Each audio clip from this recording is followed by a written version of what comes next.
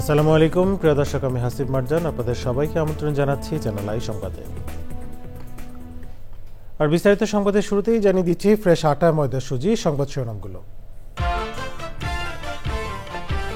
South কোরিয়ার বুসানে বৈঠকে Donald Trump ও Xi Jinping, আজই যুক্তরাষ্ট্র চীন বাণিজ্য চুক্তির সম্ভাবনা।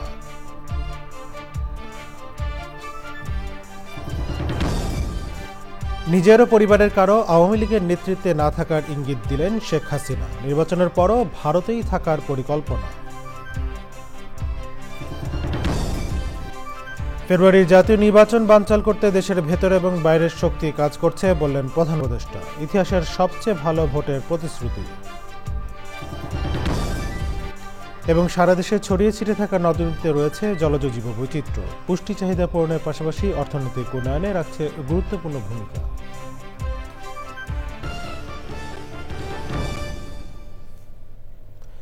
সংবাদ শিরোনাম জানাচ্ছিলাম, এখনকার সংবাদ আয়োজন একই সঙ্গে চ্যানেলের ইউটিউব চ্যানেলে এবং চ্যানেলের ওটিটি প্ল্যাটফর্ম স্ক্রিনে লাইভ স্ট্রিম হচ্ছে। চলেছে বিস্তারিত সংবাদে। সাউথ কোরিয়ার বুসান শহরে মার্কিন প্রেসিডেন্ট ডোনাল্ড ট্রাম্প ও চীনের প্রেসিডেন্ট শি জিনপিং এর বৈঠক চলছে। বৈঠকটি 3 থেকে 4 ঘন্টা পর্যন্ত হওয়ার সম্ভাবনা রয়েছে।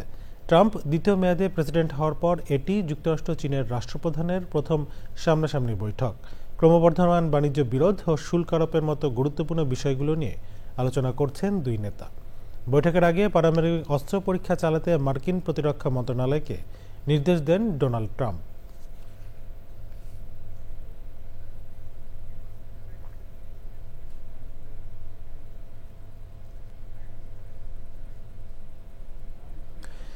ক্ষমতাচ্যুত প্রধানমন্ত্রী শেখ হাসিনা আন্তর্জাতিক সংবাদ মাধ্যম রয়টার্সকে দেওয়া এক সাক্ষাৎকারে বলেছেন, তিনি বা তার পরিবারের কেউ আর আওয়ামী লীগের নেতৃত্বে নাও থাকতে পারেন। আপাতত ভারতেই থাকার পরিকল্পনার কথা জানিয়েছেন তিনি। সাক্ষাৎকারে বিস্তারিত জানাচ্ছেন রোকসানা আমিন। ছাত্র জনতার অভ্যুত্থানে 2024 সালের 5ই অগস্ট ক্ষমতাচ্যুত হওয়ার পর দেশ ছেড়ে যান শেখ হাসিনা। তখন থেকে ভারতের রাজধানী নয়াদিল্লির গোপন এক জায়গায় অবস্থান করছেন তিনি। জুলাই অগস্টে গণহারে মানুষ হত্যা সহ বিভিন্ন অভিযোগে তার দল আওয়ামী লীগের রাজনৈতিক কার্যক্রম দেশে নিষিদ্ধ রয়েছে। তবে সময় সময় অনলাইনে দলীয় ফোরামে নিজের চেহারা না দেখিয়ে বক্তৃতা করেছেন তিনি। এই প্রথম তিনি কোনো গণমাধ্যমের সঙ্গেও কথা বললেন। ইমেইলের মাধ্যমে রয়টার্সকে দেয়া সাক্ষাৎকারে রাজনীতিতে তার ও তার পরিবারের ফেরা এবং বাংলাদেশের ভবিষ্যৎ ও বর্তমান রাজনৈতিক পরিস্থিতি নিয়ে কথা বলেছেন শেখ হাসিনা। রাজনীতিতে বা দলের নেতৃত্বে তিনি বা তার পরিবারের কেউ নাও থাকতে পারে বলে সাক্ষাৎকারে জানিয়েছেন তিনি। শেখ হাসিনা রয়টার্সকে বলেন, এটা তাঁর বা তার পরিবারের ব্যাপার নয়। বাংলাদেশ যে ভবিষ্যৎ চায় তা অর্জন করতে হলে সাংবিধানিক শাসন ও রাজনৈতিক স্থিতিশীলতা ফিরিয়ে আনতে হবে। কোনো একক ব্যক্তি বা পরিবার দেশের ভবিষ্যৎ নির্ধারণ করতে পারে না। দেশে ফেরার আগ্রহ প্রকাশ করে শর্ত হিসেবে বৈধ সরকারের অধীনে সংবিধান ও আইনের শাসনের কথা বলেন তিনি। তবে আওয়ামী লীগকে বাদ দিয়ে নির্বাচনের মাধ্যমে গঠিত কোনো সরকারের অধীনে দেশে ফিরবেন না বলেও জানিয়েছেন ভারতে পালিয়ে থাকা শেখ হাসিনা। তার দল নিষিদ্ধ থাকার বিষয়ে তিনি দাবি করেন, আওয়ামী লীগের ওপর নিষেধাজ্ঞা কেবল অন্যায় নয়, এটি আত্মঘাতীও বটে। জুলাই অভ্যুত্থানে সহিংস দমনপীড়ন ও আওয়ামী লীগ শাসনামলে গুমসহ বেশ কয়েকটি অভিযোগে শেখ হাসিনার বিরুদ্ধে আন্তর্জাতিক অপরাধ ট্রাইব্যুনালে মানবতা বিরোধী অপরাধের মামলা চলমান রয়েছে। আদালতের আদেশ রয়েছে, শেখ হাসিনার বিদ্বেষমূলক বক্তব্য গণমাধ্যমে প্রচার করা যাবে না। রোকসানা আমিন, চ্যানেল আই। প্রধান উপদেষ্টা ডক্টর মোহাম্মদ ইউনূস বলেছেন, ফেব্রুয়ারির জাতীয় নির্বাচন বানচাল করতে দেশের ভেতরের ও বাইরের শক্তি শক্তভাবে কাজ করছে। তিনি আরও বলেছেন, নানা কারণে সবাইকে সতর্ক থাকতে হবে। এই নির্বাচন ইতিহাসের সবচেয়ে ভালো নির্বাচন হবে বলে উল্লেখ করেন প্রধান উপদেষ্টা। রিপোর্ট করছেন মোস্তফা মল্লিক। প্রধান উপদেষ্টার সভাপতিত্বে জাতীয় সংসদ নির্বাচন পর্যবেক্ষণ সভা। 2 ঘণ্টা ধরে চলা সভায় নির্বাচন নিয়ে গুরুত্বপূর্ণ 4টি বিষয়ে আলোচনা হয়। সভায় প্রধান উপদেষ্টাকে জানানো হয় এবার আনসার ছাড়াও সেনা ও নৌবাহিনীর 92,500 সদস্য নিরাপত্তার দায়িত্বে থাকবেন। পরে রাজধানীর ফরেন সার্ভিস একাডেমিতে সংবাদ সম্মেলন করে সভার বিস্তারিত তুলে ধরে প্রধান উপদেষ্টার প্রেস উইং। প্রেস সচিব শফিকুল আলম জানান, প্রধান উপদেষ্টা বলেছেন নির্বাচন বানচালের চক্রান্ত হচ্ছে। নির্বাচন বানচালের জন্য ভিতর থেকে বাইরে থেকে অনেক শক্তি কাজ করবে, ছোটখাটো না বড় শক্তি নিয়ে বানচালের চেষ্টা করবে। হঠাৎ করে আক্রমণ চলে আসতে পারে। এই নির্বাচন চ্যালেঞ্জিং হবে। যত ঝড় ঝঞ্ঝাই আসুক না কেন আমাদের সেটা অতিক্রম করতে হবেই। প্রেস সচিব বলেন, গত 3টি নির্বাচনে যে কোনো পর্যায়ে যারা দায়িত্ব পালন করেছেন তাদের এবার কোনো দায়িত্ব দেয়া হচ্ছে না। একই সঙ্গে কর্মকর্তাদের দায়িত্ব বন্টন নিয়েও আলোচনা হয় পর্যবেক্ষণ সভায়। একটা বিষয়ে জোর দেওয়া হয়েছে বোধ মাঠ প্রশাসনে, বিশেষ করে ডিসি, এডিসি, ইউএনওদের জন্য এবং যারা ডিস্ট্রিক্ট ম্যাজিস্ট্রেট আছেন, ম্যাজিস্ট্রেরিয়াল রোলে যারা আছেন, তারা যাতে এমন কোনো পদায়ন না হয় যিনি গত 3টা ইলেকশনে ইনভলভ ছিলেন। কোনোভাবেই যেন গত 3টা ইলেকশনে এদের যদি মিনিমামও রোল থাকে তাহলে এটা যেন না হয়। পদায়নের ক্ষেত্রে নিজ জেলায় যাবে না কেউ, বা যদি কেউ তার এখানে আত্মীয় থাকে, বিশেষ করে শ্বশুরবাড়ি থাকে, সেখানেও তার পোস্টিং সেখানে হবে না। তাদের কোনো আত্মীয় স্বজন প্রতিদ্বন্দ্বিতা করছে কিনা সেক্ষেত্রেও সেই বিষয়ে পদায়নের বিষয়টা এটা খুবই লক্ষ্য রাখা হবে।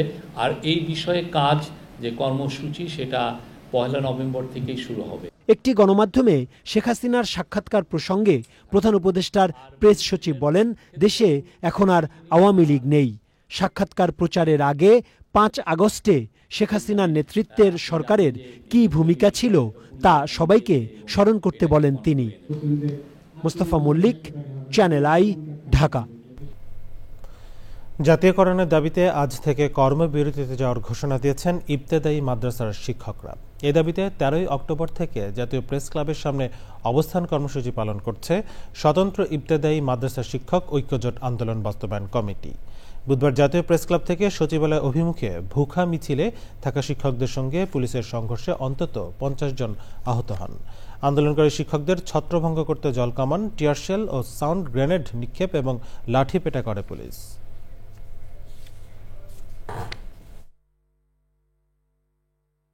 আগামীকাল থেকে আমরা প্রয়োজনে পূর্ণাঙ্গ কর্মবিরতিতে যাব এবং স্বতন্ত্র ইবতেদায়ী মাদ্রাসা জাতীয়করণ না করে ঘরে ফিরব না ইনশাআল্লাহ। সারা দেশে ছড়িয়ে ছিটিয়ে থাকা বিভিন্ন নদ নদীতে গড়ে উঠেছে বৈচিত্র্যময় জলজ জীব বৈচিত্র্য, যা কর্মসংস্থান সৃষ্টি, পুষ্টি চাহিদা পূরণের পাশাপাশি অর্থনৈতিক উন্নয়নেও রাখে তাৎপর্যপূর্ণ ভূমিকা।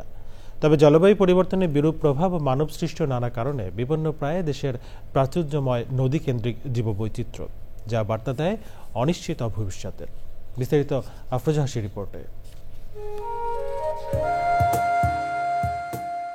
প্রাচীনকাল থেকে এদেশের কৃষি, অর্থনীতি, যাতায়াত কিংবা পরিবহন খাত প্রধানত নদী নির্ভর। মিঠা পানির এসব নদ নদী দেশের জলজ জীববৈচিত্র্যের গুরুত্বপূর্ণ আবাসস্থল।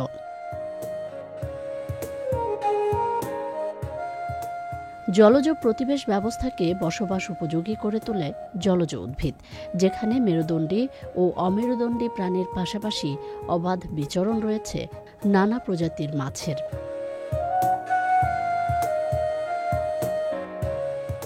দেশের প্রায় সব নদীতেই সাপ, গুইসাপ, কাছিম সহ বৈচিত্র্যময় গড়নের সরীসৃপের পাশাপাশি রয়েছে শুষ্ক ও ভোঁদরের মতো বিভিন্ন স্তন্যপায়ী প্রাণীও। মহাবিপন্ন কাছিম বড়কাইট্টার প্রাকৃতিক আবাসস্থল নদী ও নদী তীরবর্তী এলাকা। খাদ্য ও নিরাপদ আবাসস্থলের সন্ধানে শীতকালে দেশের নদ নদীতে আসে চকাচকি, হাঁস, টিটি, বক, পানকৌড়ি সহ বিচিত্র প্রজাতির পরিযায়ী পাখি।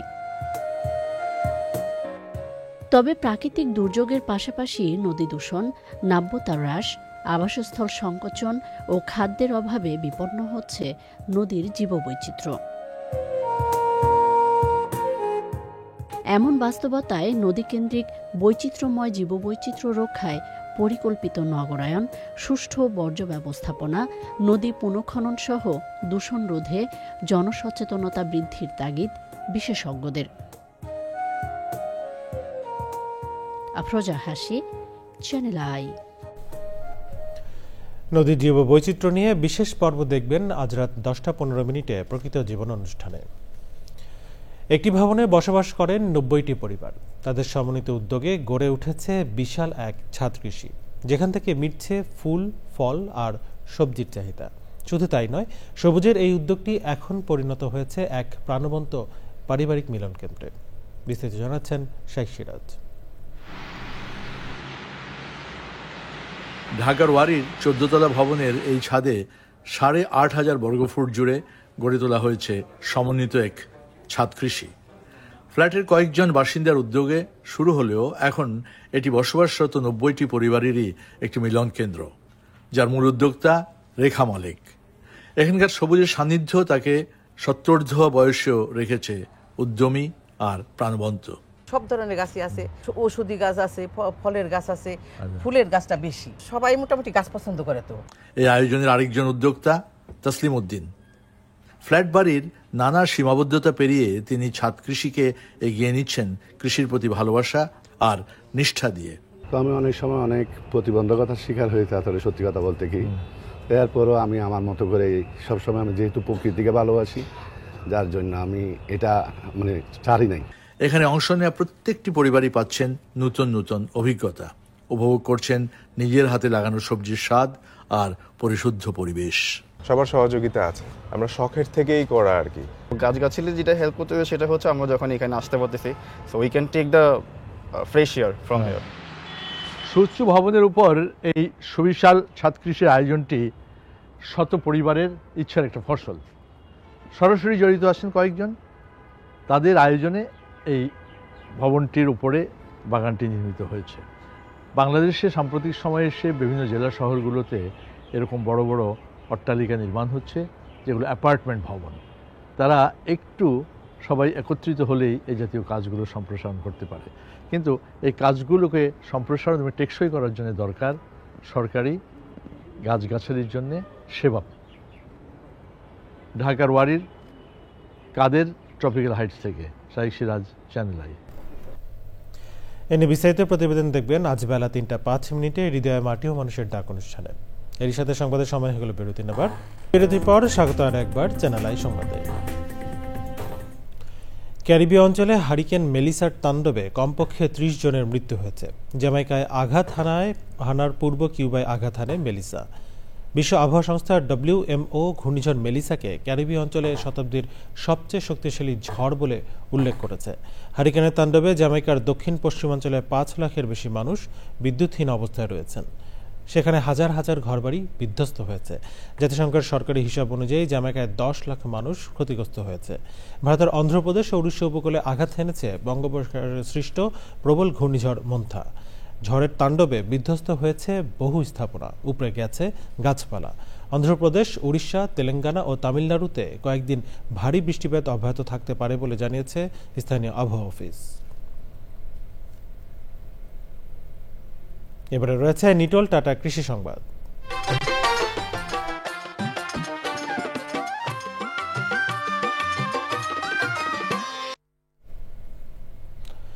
সুনামগঞ্জের হাওরের উন্মুক্ত জলাশয়ে প্রাকৃতিকভাবে বেড়ে উঠে শতাধিক প্রজাতির দেশীয় মাছ। তবে এবছর সঠিক সময়ে বৃষ্টিপাত না হওয়ায় হাওরে ভরা মৌসুমেও পাওয়া যাচ্ছে না দেশীয় মাছ। উৎপাদন কমে যাওয়ায় বিপাকে পড়েছেন জেলেরা। সুনামগঞ্জ প্রতিনিধি জাহাঙ্গীর আলমের তথ্যচিত্রে আল মুকসুদের রিপোর্ট। একসময় সুনামগঞ্জের হাওরগুলো ছিল দেশীয় মাছের ভাণ্ডার। পাওয়া যেত রুই, কাতল, বোয়াল, শিং, মাগুর, কইসহ নানা প্রজাতির মাছ। দিন দিন কমে যাচ্ছে মাছের সংখ্যা। এবছর হাওরে পর্যাপ্ত পানি না থাকায় কমে গেছে মাছের উৎপাদন। একদিন যদি 500 টাকা পাই, আরো 2 দিন পাই না, পেটে ভাতও চলে না, ওনা সারতামও পারি না, অন্য কাজও পারি না। মাছ মাইরে আমরা চলবার মতো না। পানি নাই হাওড়ে ধরে আমরা ডুববালা না বান জাতি হয়েছে, কোনো মাছ বাড়িতে পারে না নদী। মাছ আমরা চলার সুযোগ করে দেয় সরকারে। আগে 1000-1200-1500 হইতো, মাছ খুব বেশি আছিল। এখন বর্তমানে 300 টাকাও রুজি ওরা যায় না। ঠিকমতো পানি না থাকায় হাওর পাড়ের বাজারগুলোতেও দেখা দিয়েছে মাছের সংকট। সবাই ফাঙ্গাস খাওয়া লাগে, শ্বাসের মাছ খাওয়া লাগে। আগের মতো মাছ এখন আগের তুলনায় আইনে অনেক কমে গেছে। উৎপাদন বাড়াতে হাওরের মাছের অভয়াশ্রম বৃদ্ধি ও মাছের পোনা অবমুক্তকরণ সহ অন্যান্য বিষয়ে কাজ করা হচ্ছে বলে জানায় মৎস্য বিভাগ। হাওরের সমস্ত বিলে যদি একটা ছোট অভয়াশ্রম করা যায়, যেখানে মাছের মূল বংশগুলো রক্ষা পাবে, তাহলে আমার মনে হয় যে হাওরের মাছের উৎপাদনে আমরা আশানুরূপ ফলাফল পাবো। দেশের অন্যান্য জায়গার মতো সুনামগঞ্জেও নির্দিষ্ট সময় পর্যন্ত মাছ ধরা বন্ধ রাখার পরিকল্পনার কথা জানান মৎস্য ও প্রাণী সম্পদ উপদেষ্টা। টাঙ্গুয়ার হাওরকে একটা গুরুত্বপূর্ণ পরিবেশ শুধু না, আমরা মৎস্যের দিক থেকেও একটা যদি গুরুত্বপূর্ণ হাওর হিসেবে ঘোষণা দিতে পারি, তাহলে এটা রক্ষার দায়িত্ব সবার হবে। জেলায় এবছর 1,15,000 মেট্রিক টন মাছ উৎপাদনের আশা করছে মৎস্য বিভাগ। আল মুকসিদ, চ্যানেল আই। এখন দেখবেন প্রকৃতি সংবাদ।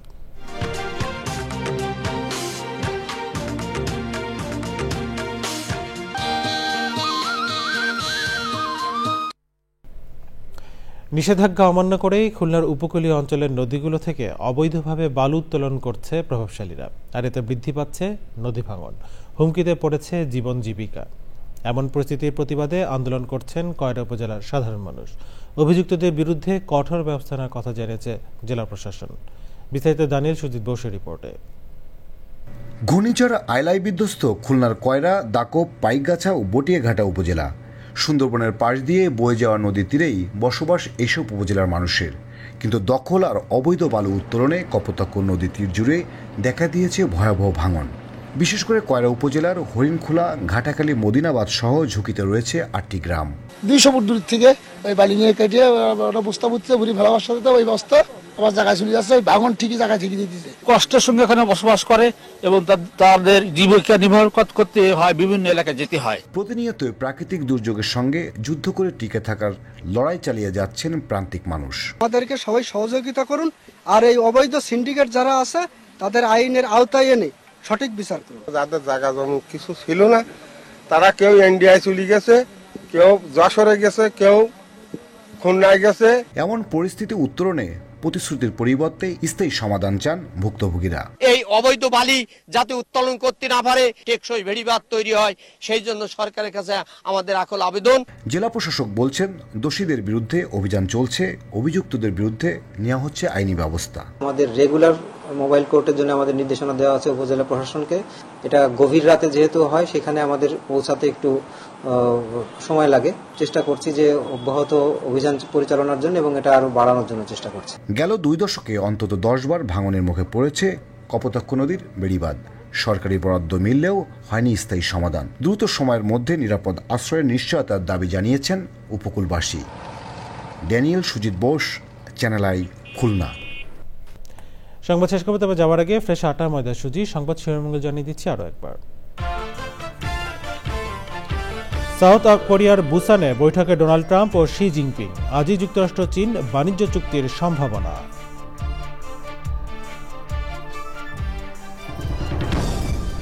নিজের ও পরিবারের কারো আওয়ামী লীগের নেতৃত্বে না থাকার ইঙ্গিত দিলেন শেখ হাসিনা। নির্বাচনের পরও ভারতেই থাকার পরিকল্পনা।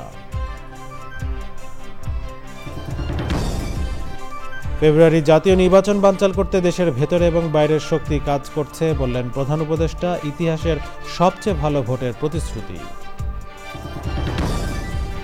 এবং সারা দেশে ছড়িয়ে ছিটিয়ে থাকা নদ নদীতে রয়েছে জলজ জীববৈচিত্র্য। পুষ্টি চাহিদা পূরণের পাশাপাশি অর্থনৈতিক উন্নয়নে রাখছে গুরুত্বপূর্ণ ভূমিকা।